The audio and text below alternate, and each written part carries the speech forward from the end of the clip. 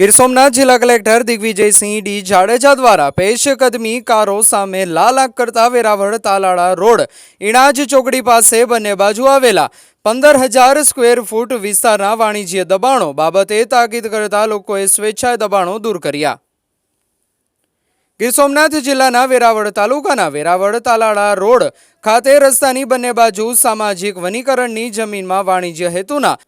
દબાણોના કારણે રસ્તાની બંને બાજુથી પસાર થતા પાણીના વહેણમાં અવરોધ થતા ચોમાસાની ઋતુમાં રસ્તા પર ભારે પ્રમાણમાં પાણી ભરાવાની સમસ્યાના કારણે રસ્તા પરનો વાહન વ્યવહાર ખોરવાઈ જવાની સમસ્યા ઉદ્ભવતી હતી, જેથી જિલ્લા કલેક્ટર દિગ્વિજયસિંહ ડી જાડેજા દ્વારા આ સમસ્યાના કાયમી નિરાકરણ સારું આ વહેણ પરના વાણિજ્ય દબાણો દૂર કરવા સૂચના આપતા અધિક નિવાસી કલેક્ટર રાજેશ આલના માર્ગદર્શન હેઠળ રેવન્યુ વિભાગ, માર્ગ અને મકાન વિભાગ અને ફોરેસ્ટ વિભાગના અધિકારીઓની ટીમ દ્વારા જિલ્લા ઇણાજ પાટી આવેલ કુલ 42 દુકાનધારકોને નિયમોનુસાર નોટિસ આપતા દુકાનધારકો દ્વારા સ્વેચ્છાએ 15,000 સ્ક્વેર ફૂટનું દબાણ દૂર કરવામાં આવ્યું છે।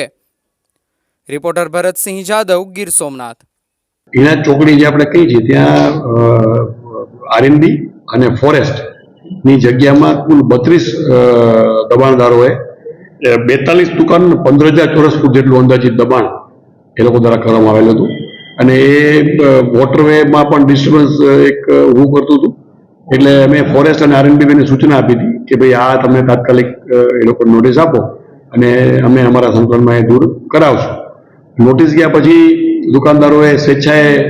મને રૂબરૂ મળવા આવ્યા હતા અને એ લોકોએ કીધું કે અમે આ દબાણો છે અમારી રીતે અમે દૂર કરી દઈશું ને એ લોકોએ દબાણો